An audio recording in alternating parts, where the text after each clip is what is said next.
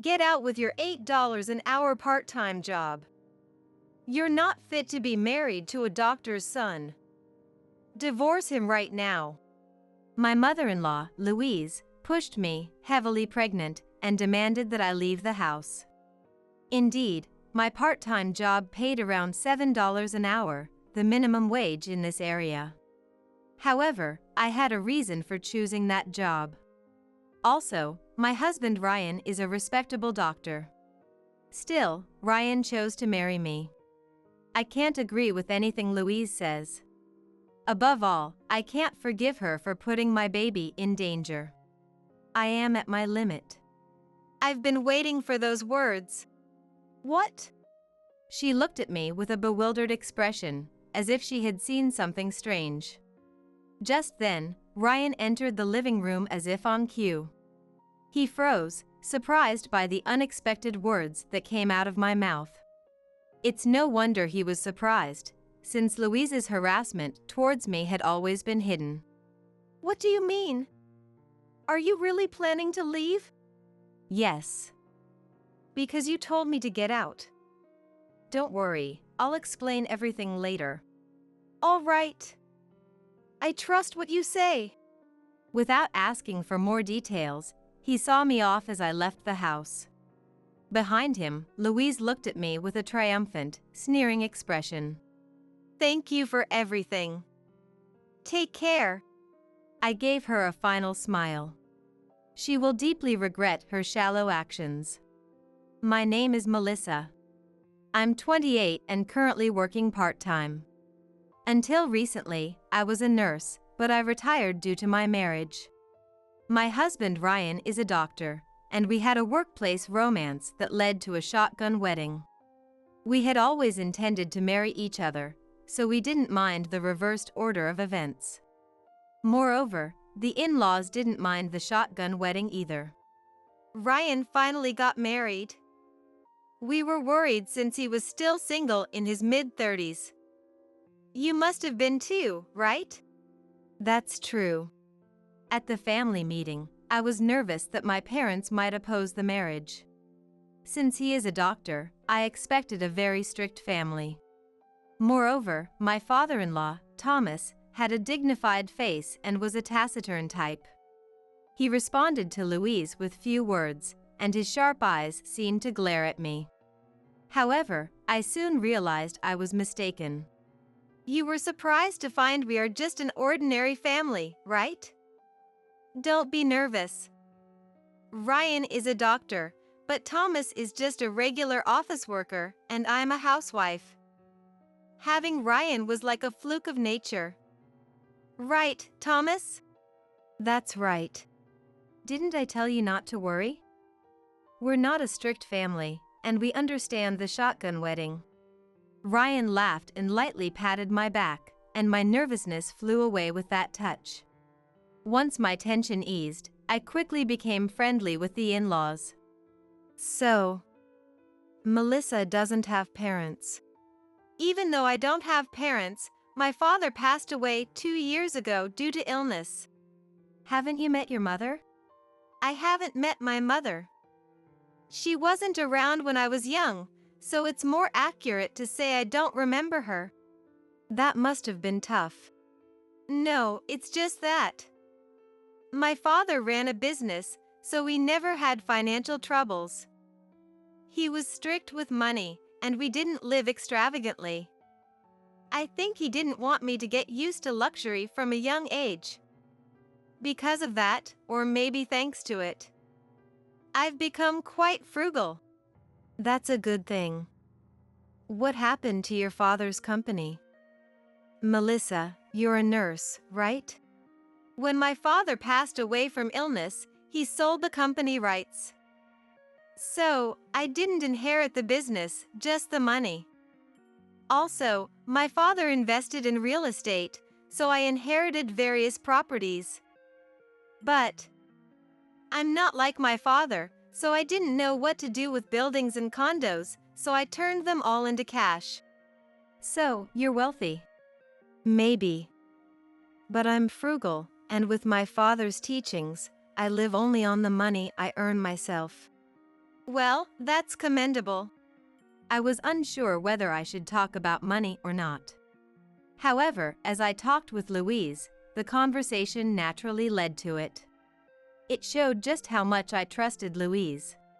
But, was it okay to suddenly talk about a large sum of money? I wondered as I spoke. Once the conversation paused, I looked at Louise's expression to see how she felt. The frozen pilaf I bought at the supermarket the other day was delicious. Are you still eating frozen food all the time? It's convenient and tasty, so I can't help it. They were already engrossed in another conversation with Ryan.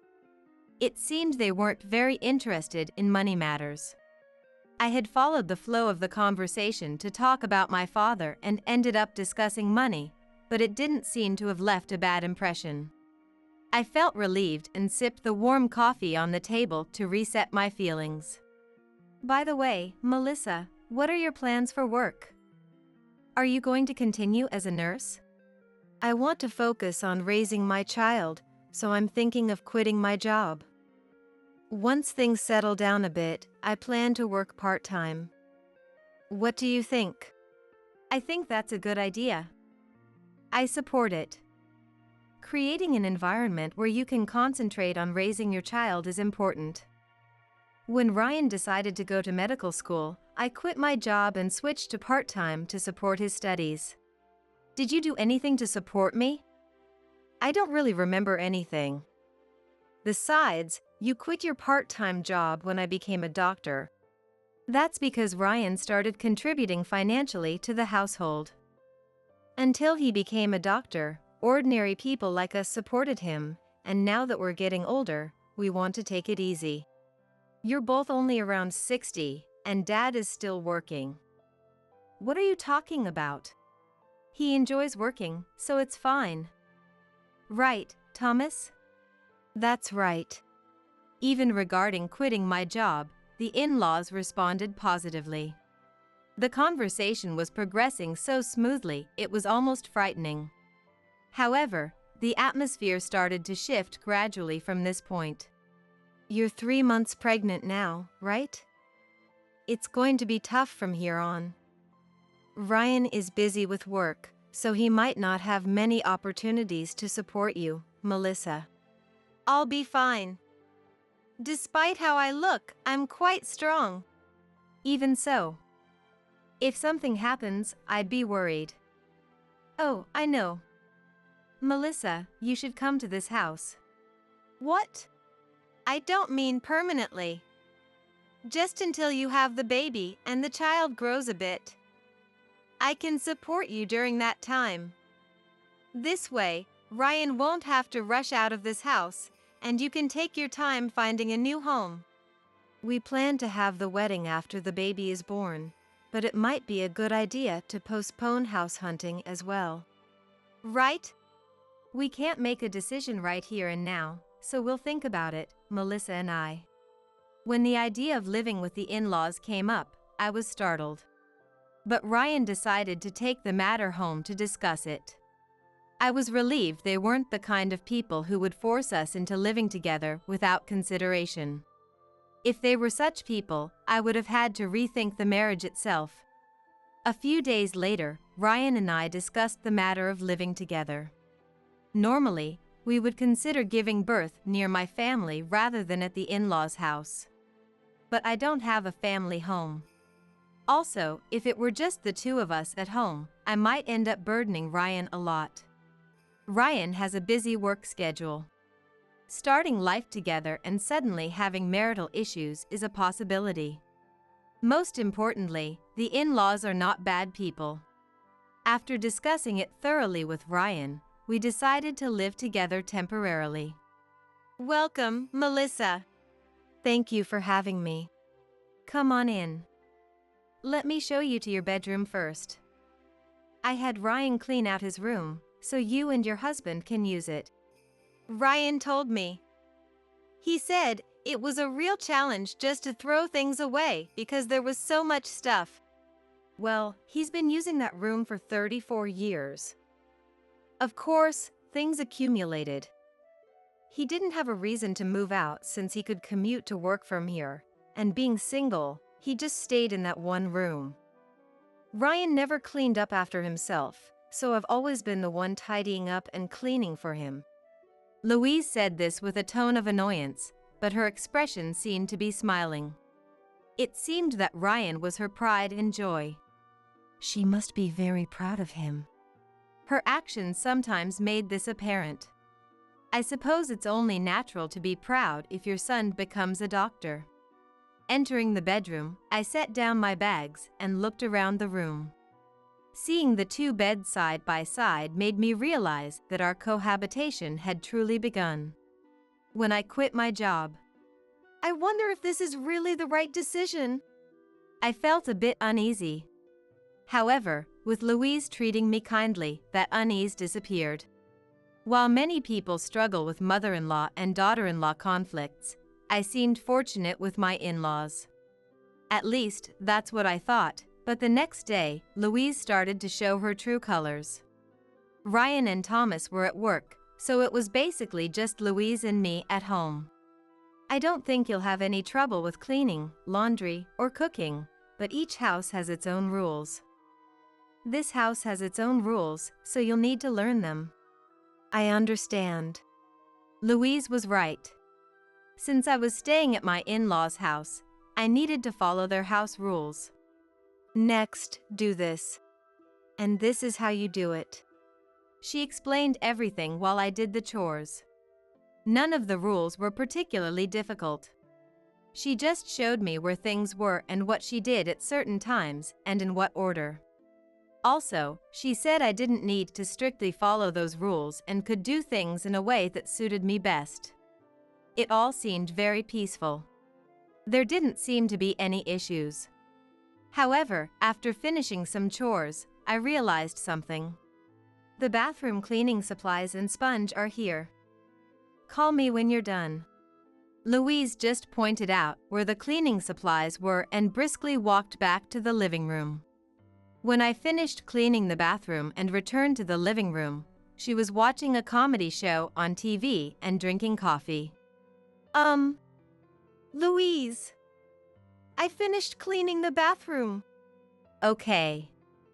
Next, go shopping. Here's the shopping list. I wrote it today, but from tomorrow, you'll need to check what's needed yourself.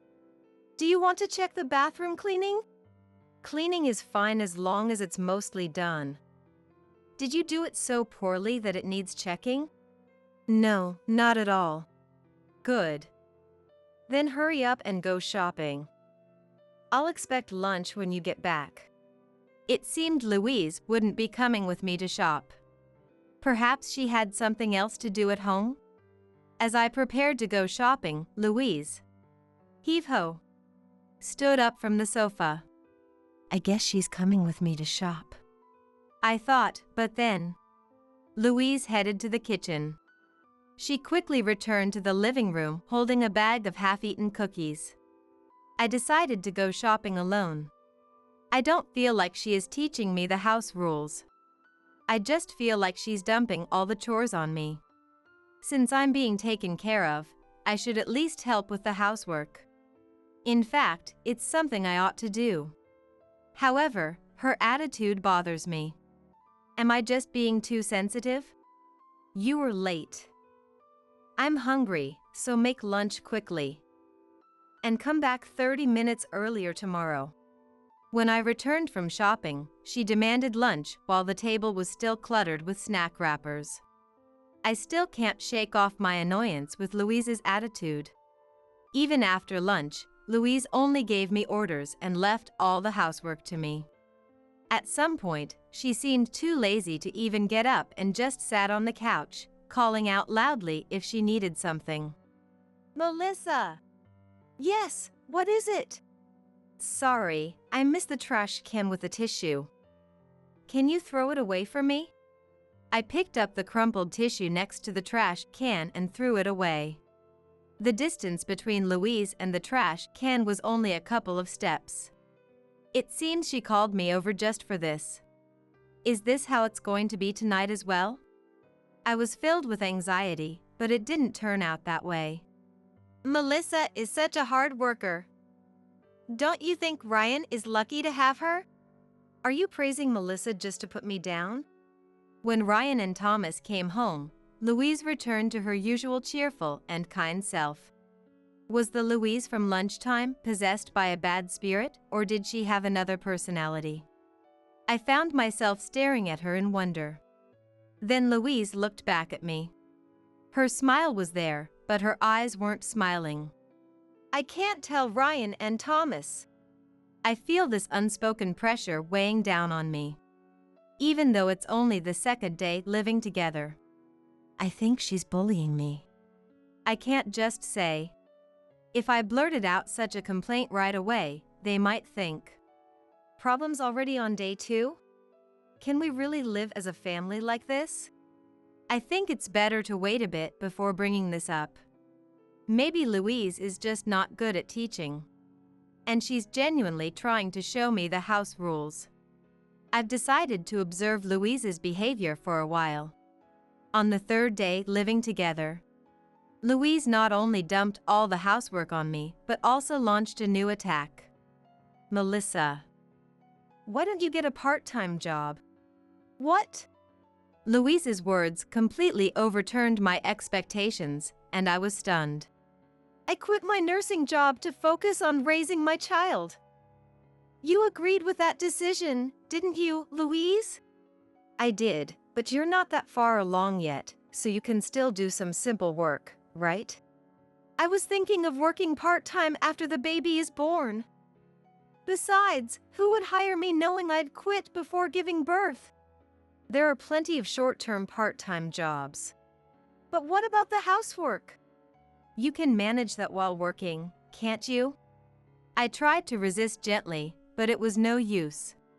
It seemed like every time I replied, Louise's tone grew slightly more forceful, as if she thought I was talking back.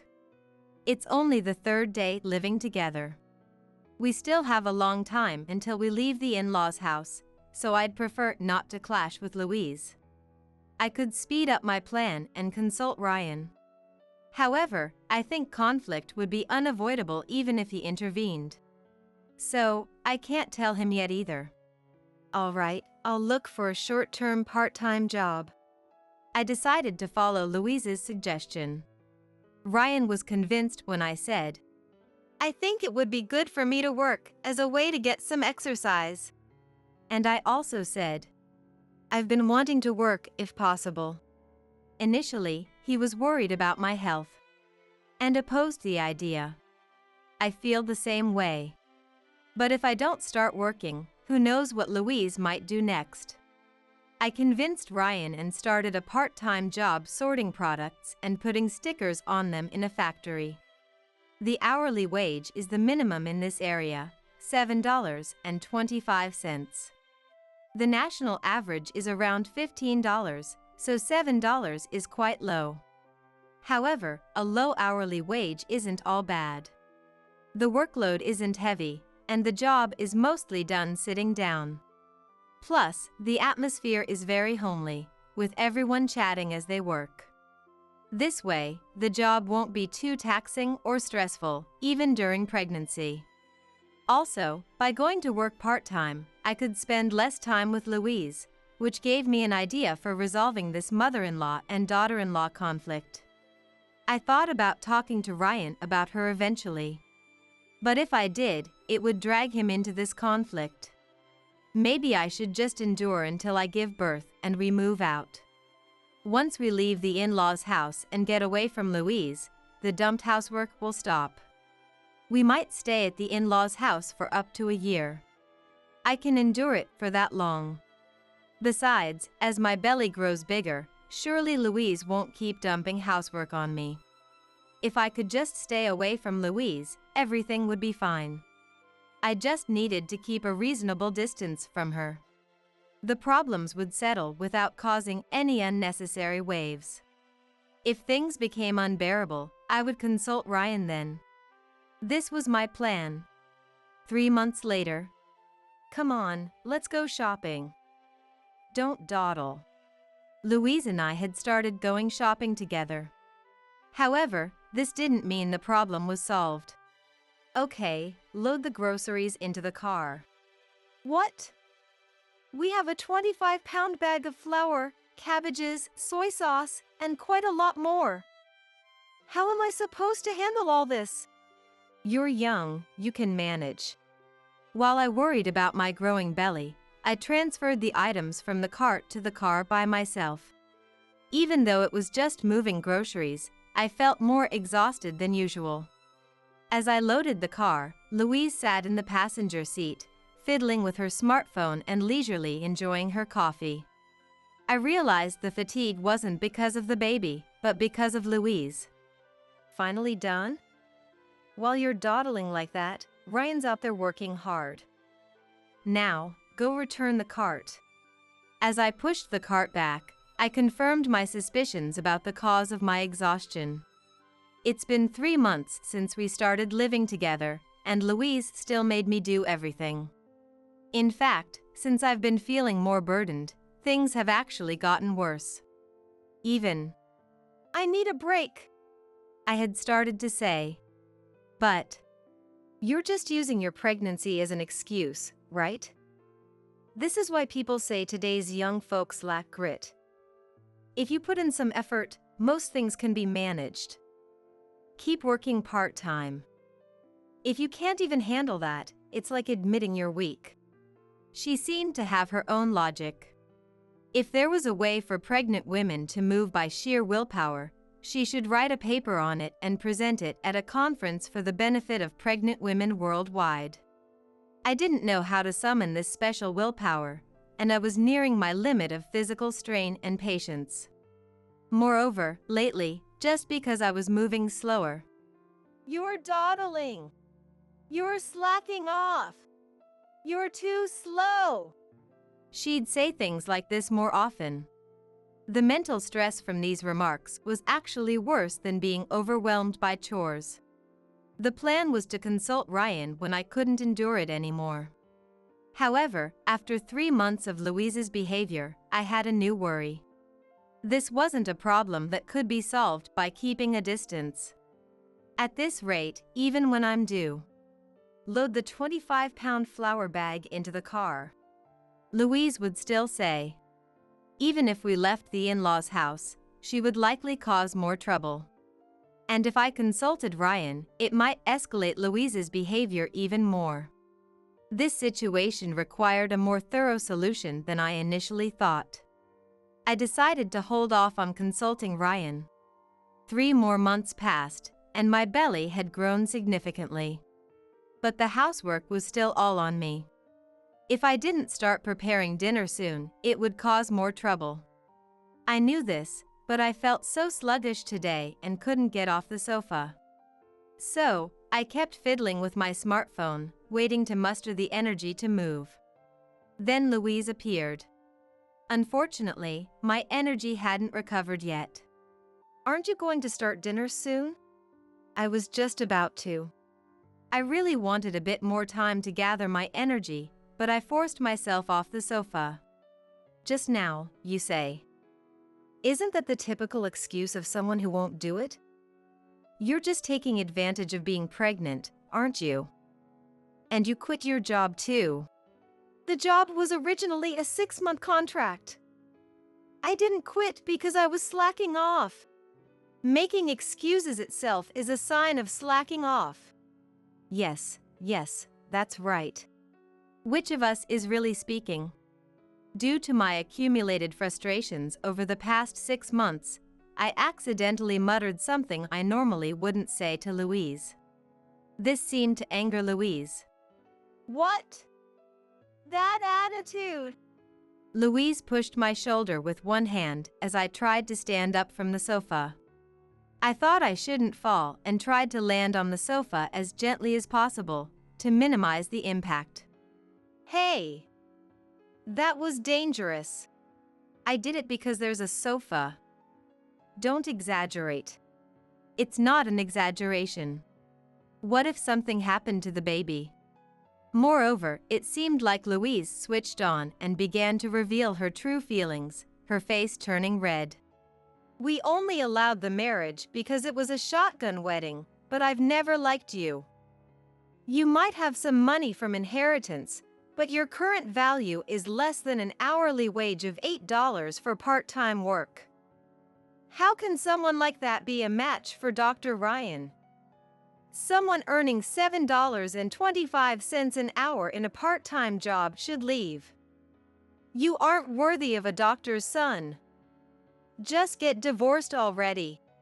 Hearing her true feelings, I felt a strange sense of understanding. To Louise, Dr. Ryan is a source of pride. She wanted to keep him close like a high-end handbag. Suggesting we live together wasn't for my sake, but to keep Ryan at home.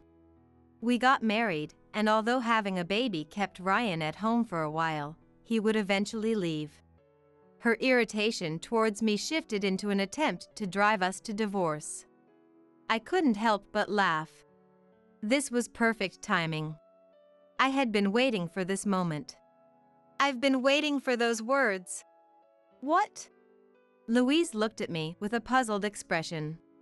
Just then, Ryan came into the living room, having just returned home. Ryan froze upon hearing the words coming out of Louise's mouth. His return wasn't a coincidence. I had been expecting it to some extent. While stuck on the sofa, I had been passing the time on my smartphone. Ryan had, "I think I'll be home early today," texted me. When I heard the front door open while talking to Louise, I thought, "This is perfect." I wanted him to hear his mom's true nature. Louise hadn't noticed his return. Caught up in her excitement of harassing me. Walking past a frozen Ryan, I dashed out of the living room. I headed to the bedroom and started packing my things. Ryan followed me, footsteps loud and hurried. "What's going on? Are you really planning to leave?" "Yes." She told me to get out. "Wait. What happened? Explain it to me. You can't just say you're leaving and expect me to be okay with it." "Don't worry, I'll explain everything later. Right now, I just want to get out of this house as soon as possible." "I understand. I'll trust your words." Ryan, with a worried expression, didn't press for more details.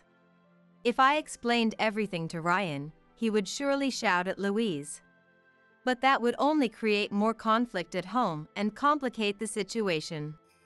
Right now, I'm so grateful for his restraint. He saw me off at the front door as I left the house. Behind Ryan, Louise stood with a triumphant look, giving me a nasty smile. "Thank you for everything. Take care." I gave Louise a final farewell with a smile. Seeing my smile, Louise made a puzzled face as if she saw something strange. 2 weeks after I left the in-laws' house, I had rented an apartment and started a new life. With the baby due soon, it was a time to try to calm my mind. Despite this, Louise called. "What the hell is going on?" As soon as I answered, she yelled at me. I knew what Louise was upset about, but I needed to confirm it just in case. "What's the matter?" "Ryan hasn't come home. When I was sending your stuff, it seems he packed his things too. He hasn't come back for a week. Do you know anything about this?" "Yes. He's right next to me." "What?" I moved the smartphone away from my ear and put it on speaker mode on the table. "I'm living with Melissa. I just had her move out first to find a new place for us." "He's really there?" "That woman ran away from home. Isn't this leading to a divorce?" "Melissa left the house, but she never said anything about divorcing me. I have no intention of divorcing her either." "So, you're not getting a divorce. Well then, nice to meet you again, Melissa. I can't wait to see the grandchild. I'll keep harassing you. Don't think I won't do anything to your child." That probably meant. Although it was a phone call, I could clearly imagine Louise's hateful face with that sneer. However, what Louise thought was her subtle pressure only I could understand, Ryan had already seen through. "You've been harassing her behind me and Dad's backs?" "I haven't done any such thing. That girl is just paranoid." "If you say I was harassing her, show me the proof." "Proof? I have it. I've recorded Louise's behavior on my smartphone. I can't play it now because we're on the phone, but if you want, I can send you the recordings later." Everything was caught, from dumping all the housework on Melissa to looking down on her. For a last-ditch effort, Louise's plan was pretty good. Without proof, she could claim I was just being paranoid. But getting that proof was easy, so there was no way I wasn't prepared. "Ryan, that woman is only worth $7.25 an hour. Are you really going to stay married to someone like that? You're a doctor." Realizing her plan of making me look paranoid wasn't working, Louise changed tactics. She seemed to be trying to stir his emotions. But that was a huge mistake. "So what if I'm a doctor? What does that have to do with anything?" And besides, I'm not making an hourly wage of $7.25. I'm earning $10,000 a month." "What? $10,000 a month?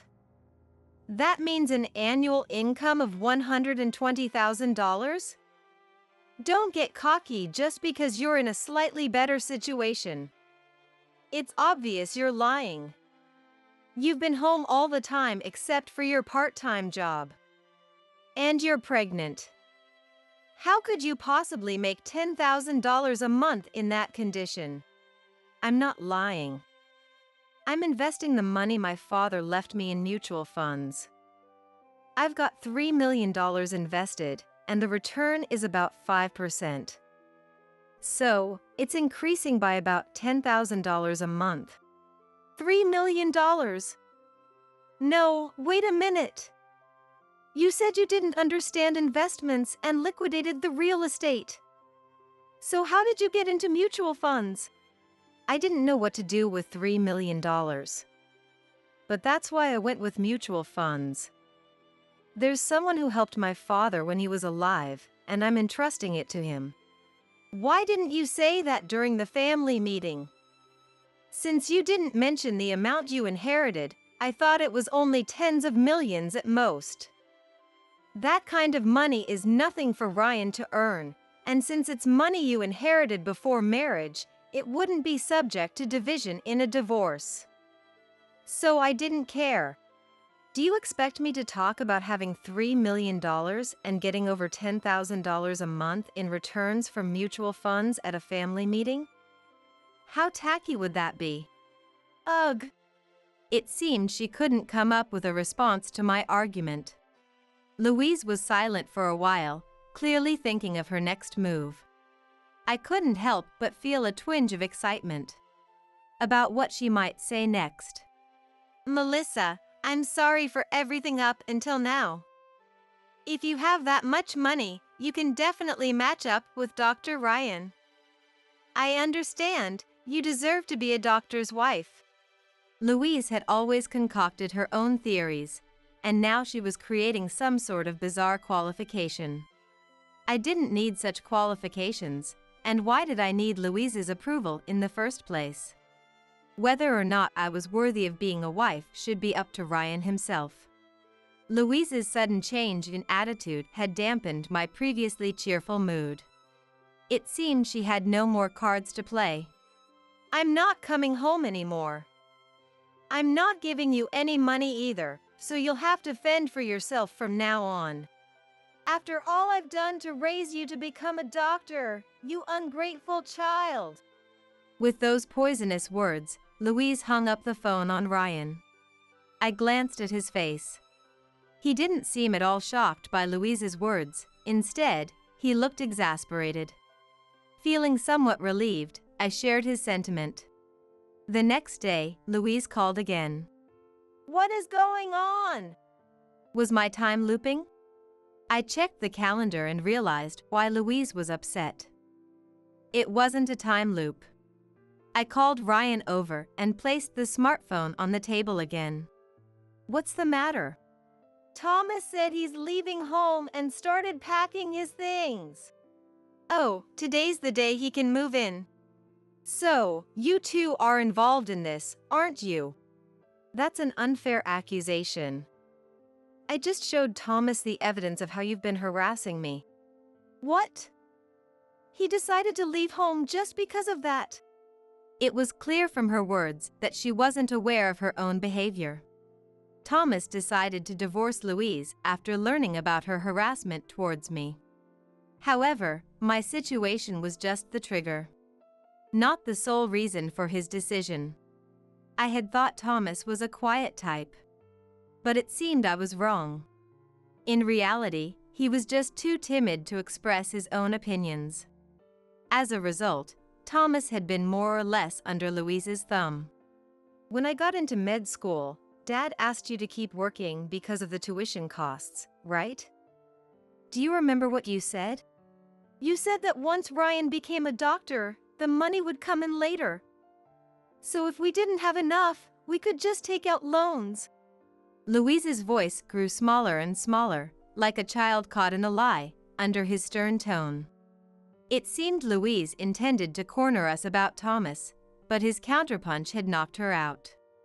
Louise had quit her job under the pretext of fully supporting Ryan's studies. But in reality, she had just quit to rely on his future income. Louise saw him as her pride and joy, but only in terms of his potential earnings. Moreover, during the family meetings, Ryan mentioned he didn't recall Louise doing anything special for him. All Ryan remembered was Louise lounging on the living room sofa, eating cookies while watching TV. Whenever there were issues at school, Thomas is the one paying, so talk to him about it. I don't have any decision-making power, she would say, passing everything to Thomas. In the end, Thomas had to struggle alone to prepare Ryan's tuition. Ryan heard about this from Thomas only after becoming a doctor. Feeling guilty for the hardship he caused Thomas, Ryan started contributing more money to the household. Because of Louise's attitude, Thomas had accumulated many grievances over the years, not just about Ryan's tuition or him becoming a doctor. When I began causing problems, Ryan moved out, and when we informed him that we would support him in the future, Thomas decided to divorce Louise. Thomas is moving into the apartment next door. I offered for him to live with us, but he said, I can't interfere with your new marriage and the baby on the way. So, when we heard about the vacancy next door, we arranged it for him. The previous tenant moved out, the cleaning was done, and it's ready for him to move in today.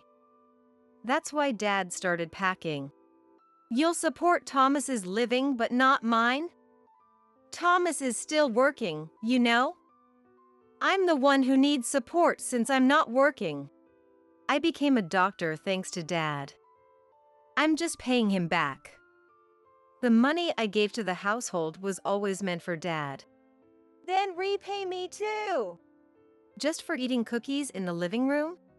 Shortly after we started living together, Louise would make me clean while she sat on the living room sofa eating cookies.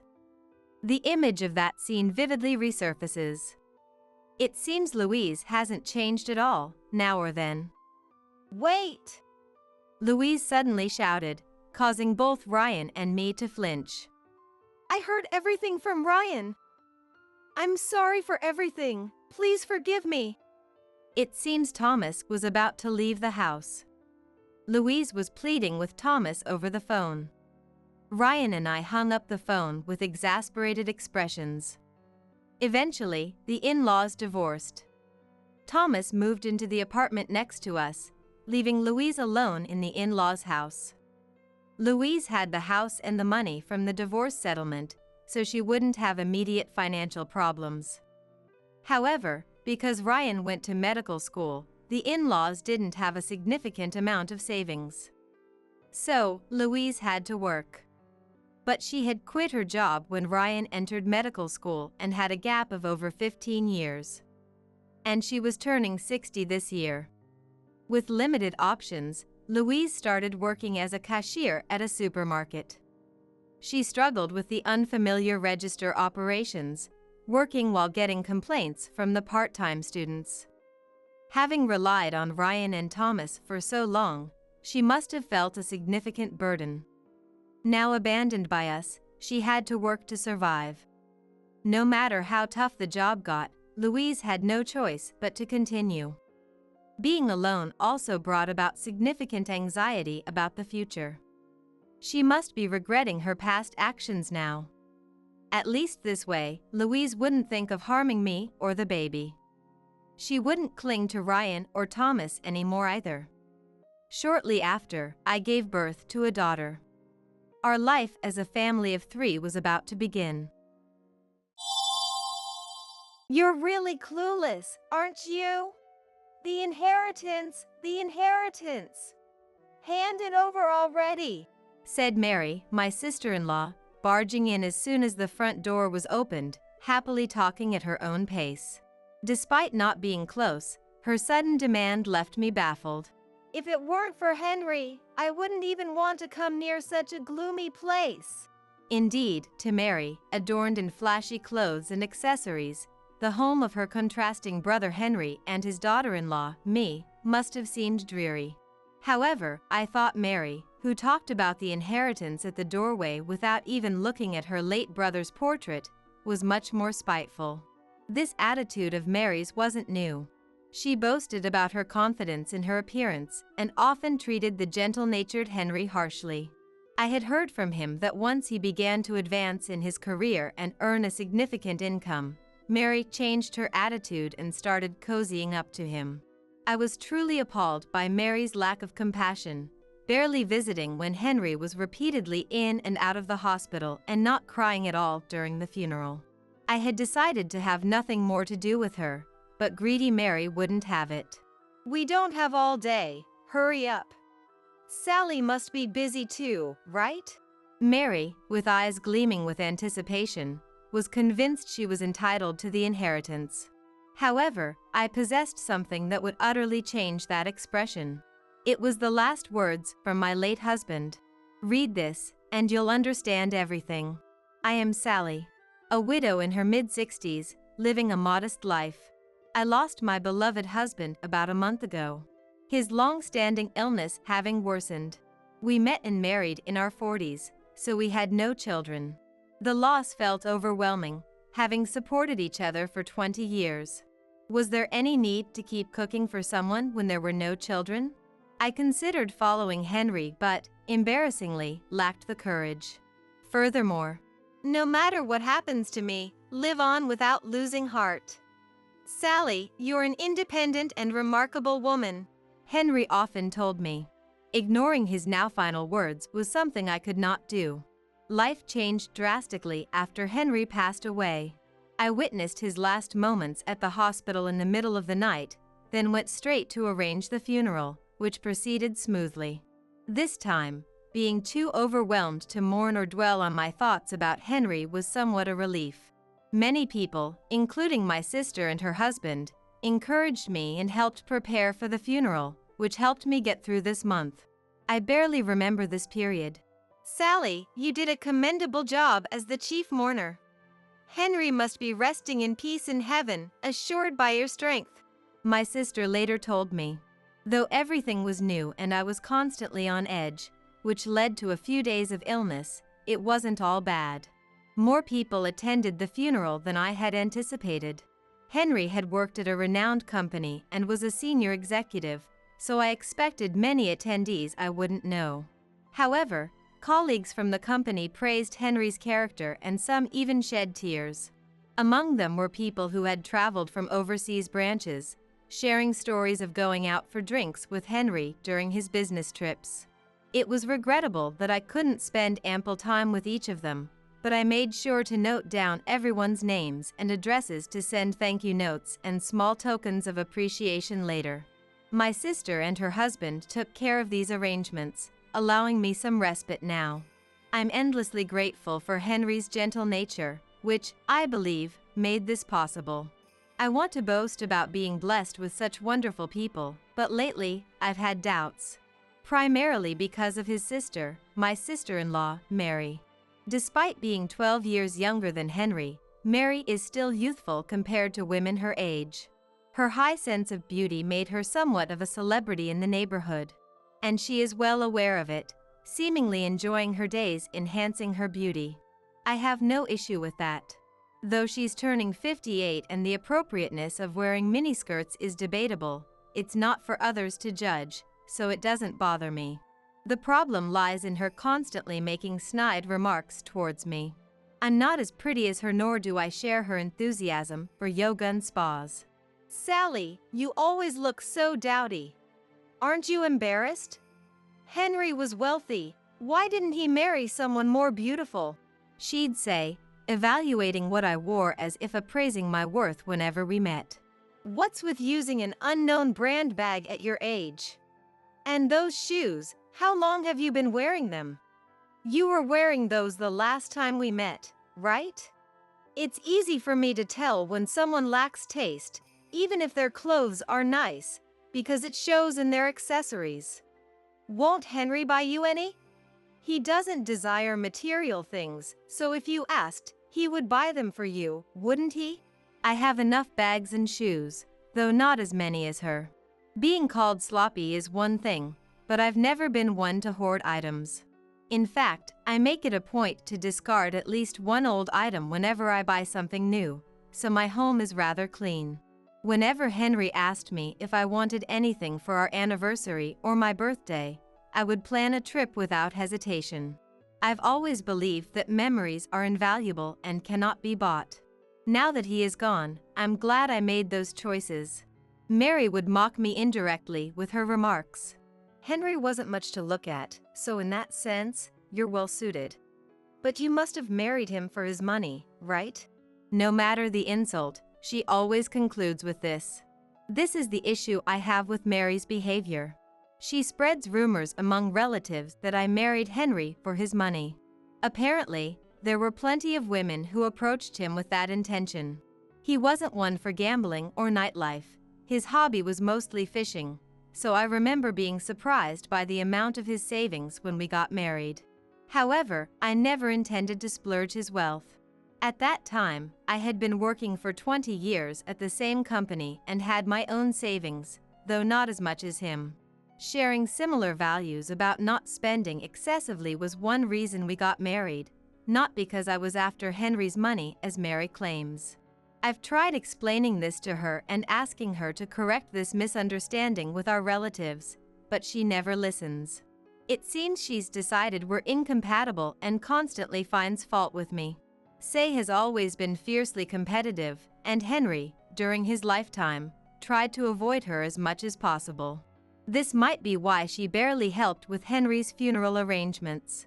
Indeed, I was the chief mourner, but whenever Henry fell ill or was hospitalized, she would never offer words of concern, no matter how often I contacted her. On the contrary, there was a time when she got angry and said, "Don't contact me about every little thing." After that, I internally decided not to inform Henry about anything that happened. However, thinking that letting Henry know could affect his condition, I would lie gently in front of him, saying, "Mary was worried about you." In the end, she never showed herself to Henry before he passed away, so even at the wake, she maintained an attitude as if she was there out of obligation, almost as though it was someone else's problem. Yet, ever since she heard Henry was ill, she hardly had an appetite and cried so much she couldn't cry anymore. Maybe that's why she looks so down now. She said she couldn't visit the hospital because she didn't want to see Henry in a weakened state. The relatives whispered. Hearing this, I was overwhelmed with an indescribable frustration and, compounded by the shock of losing Henry, tears began to blur my vision. Mary, spoken of as a tragic heroine, had skin too radiant for someone who supposedly lost their appetite, and naturally, there were no tear stains or signs of swollen eyes. Despite telling me not to contact her, she seemed humble in front of the relatives. If my sister hadn't been there to sense my feelings and tactfully lead me away, I might have lost my composure and shouted something at the relatives. Knowing Mary could not even show respect for the deceased, I resolved to have nothing to do with her going forward. After the funeral, I gradually sorted through Henry's belongings, balancing work and household duties, and at the same time, started to regain my composure. At first, each item of Henry's that disappeared felt like erasing a memory, but I reminded myself that the memories with Henry were held most dearly in my heart.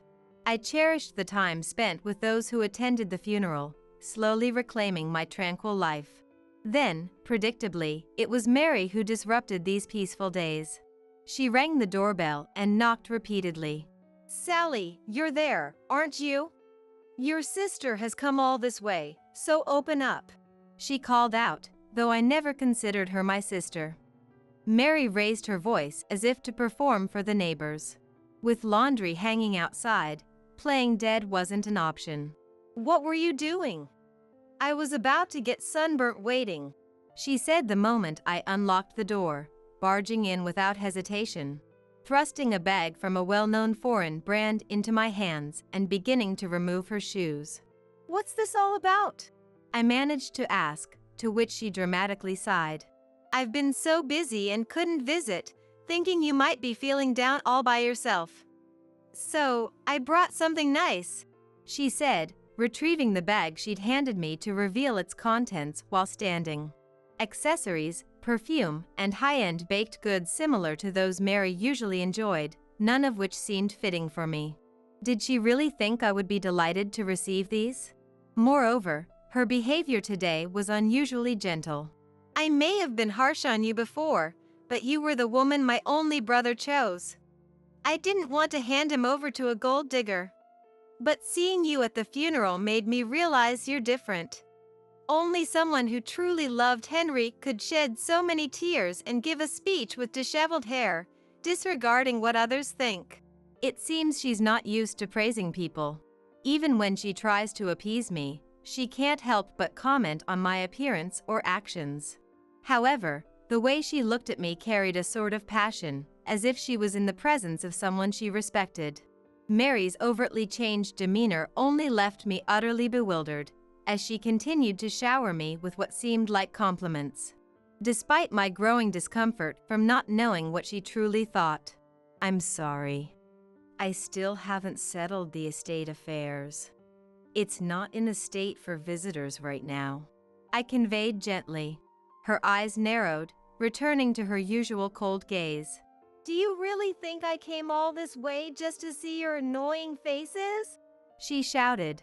It's about the inheritance, obviously. You shouldn't have to be told that. What?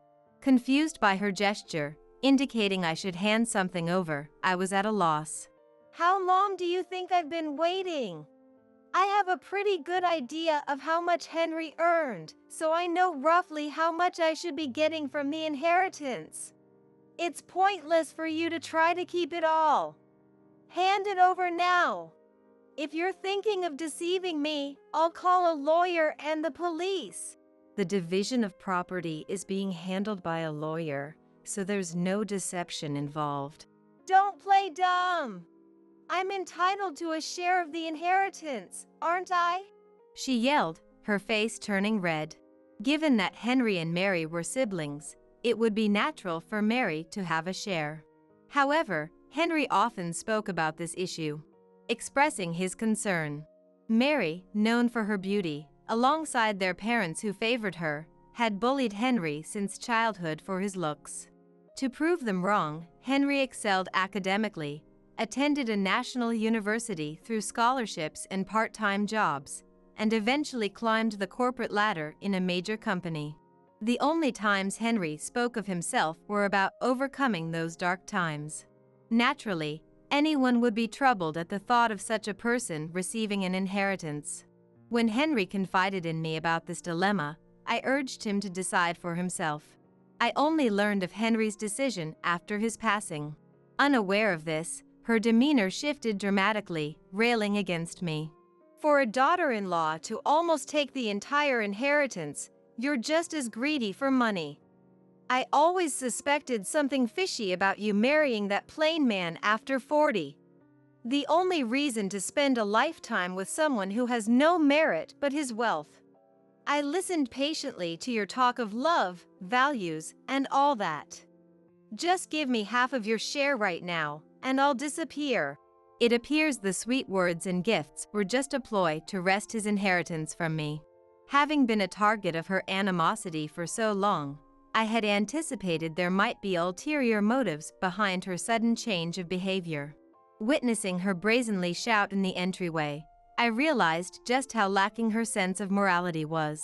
I wondered what Henry, peacefully listening from heaven, would think of all this. I told Mary to wait there for a moment, intending to show her a particular document. Upon hearing this, Mary's eyes sparkled instantly. You really understand me. Let's go eat some delicious French cuisine with that money next time. And she blurted out something nonsensical. Not wanting to be swept up in Mary's pace, I retrieved the document from the back room without agreeing to her plans and handed it to her. Please, this is from Henry. You can have it, I said as I gave her the document, Henry's last letter. Essentially his will. Mary, sensing what it was, quickly opened it. Her eyebrows, meticulously shaped, moved up and down, clearly agitated by the letter's contents. What does this mean? I don't understand this. Her ignorance stemmed from her own choice not to see Henry. The words almost reached my lips, but seeing Mary collapse weakly into a seat, I doubted they would reach her now. The will stated that Henry bequeathed all his possessions to me, as a final gesture of appreciation for a life shared in mutual support and love, leaving a passionately written message too private to read aloud. Reading this, I felt a renewed warmth for Henry, who thought of me even while battling his illness, making it clear Mary would receive not a cent. Despite the clear answer, Mary, unable or unwilling to accept reality. What does this mean? She murmured. Her face paled, and no response came from her as I half forced her out and quickly locked the door. Through the door's glass, I faintly saw Mary's shadow sway and stagger away. Feeling relieved that she wouldn't bother me again after reading the will was short-lived, the next afternoon, Mary called. I never thought you could be such a villain, Sally. How dare you deceive me? Her fury was palpable even over the phone, sending a chill down my spine. But I had done nothing wrong, nor did I deserve to be slandered as a villain by her. I was about to respond with renewed determination, but she cut me off. You're probably feeling pretty good about knocking me down, aren't you? But sadly for you, you're about to experience real pain. This is your punishment for angering me. Don't think apologizing now will make me forgive you. I could vaguely understand she was talking about the inheritance, but I had no idea what she meant by me feeling pain or apologizing. Confused and silent, perhaps she thought my silence was hesitation, as she began to laugh loudly. See? It's too late for apologies. I'd love to visit you right now, but I have an appointment with my lawyer, so I'm busy. Her triumphant statement made no sense to me. Why she needed a lawyer or why she felt the need to inform me about it was beyond me. Instead of bothering with me, she could have gone to her usual yoga or spa sessions, I thought idly, only to be interrupted by her yelling. Don't you understand the situation? Talking to you is just frustrating, a real beauty killer. I'm not satisfied with the division of the estate and am preparing to sue over it. Whether you schemed in secret with your husband or not, it's inconceivable for a daughter-in-law to take everything. It's against the law. Thinking showing me Henry's will would silence me was a big mistake. To think you'd exploit a sick Henry for your gain, you have no conscience. I have a right to the inheritance, and I intend to claim it. It seems she was under the impression I was hoarding the inheritance. By manipulating Henry to write the will in my favor, which finally broke my silence. It would be a waste of your time to go. The will was directly handed to a lawyer by Henry himself. I only read it afterwards, so there was no trickery involved. Plus, I've been informed by the lawyer that you have no claim to the inheritance. So, I think it's best if you didn't bother, as you're unlikely to be taken seriously. My calm response only angered her further, her voice growing louder. What's with that attitude? You won't be able to act so smug for long. Just wait, I'm serious. I've been calling repeatedly since yesterday and finally got an appointment. The lawyer understood my determination. Surely, they'll be on my side and manage to get compensation from you. Just you wait. With those words, reminiscent of a cartoon villain, she hung up. Why she called when she wouldn't listen to anything I said was beyond me. Perhaps she thought the mention of a lawyer would rattle me, enjoying the thought of my unease. Far from reflecting on not receiving a cent from her own brother, she seemed rather invigorated by her resolve to take what she believed was hers by any means necessary.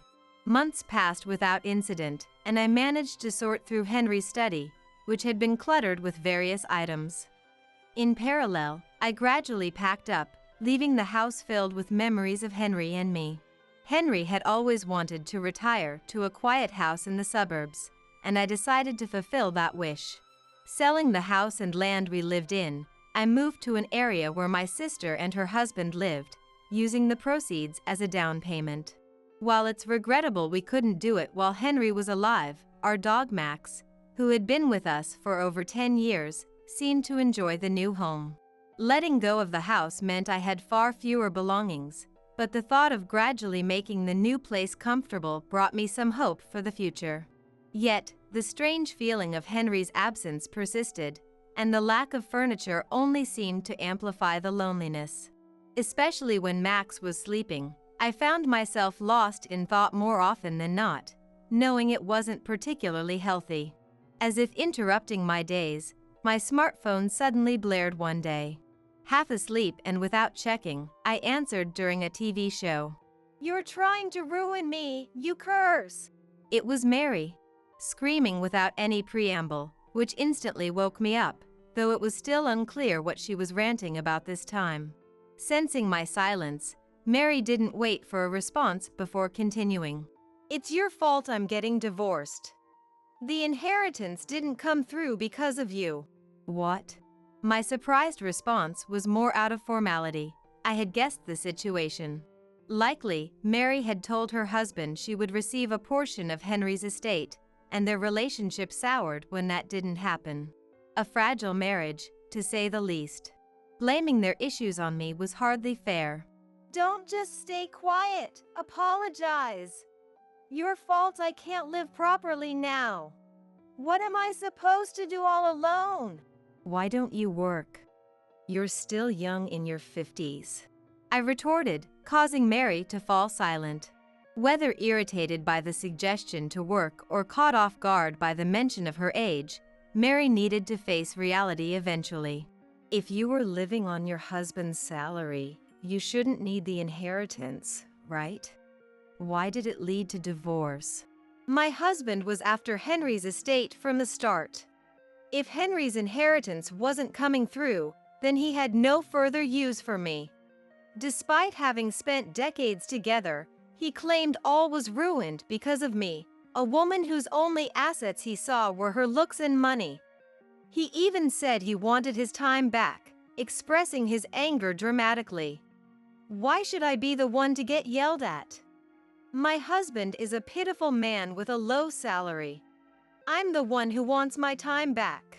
I had only met her husband at family meetings and then yearly at Christmas gatherings.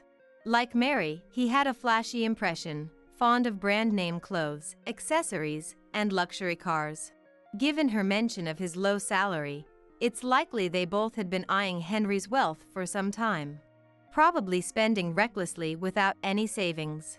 Having lived lavishly on her husband's dime, Mary wasn't in a position to make claims. Marrying someone for their money and then squandering it was their own fault. Even after consulting with a lawyer, I was turned away, told I had no claim to any inheritance. Everyone's making a fool of me. But you're the one I can't forgive. If it weren't for you, none of this would have happened.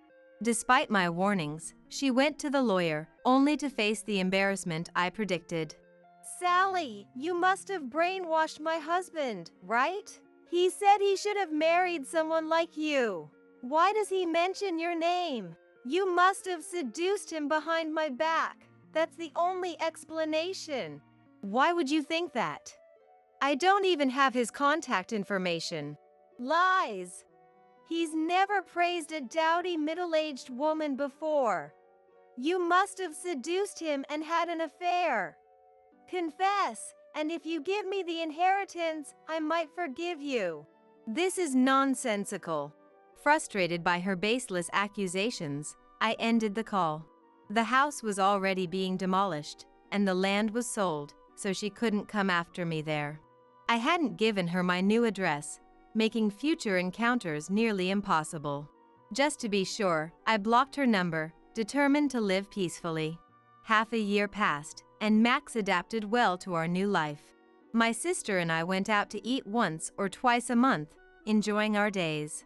My recent health checkup showed no issues, and the local shops provided convenience, leaving little to worry about except for that phone call a few months back.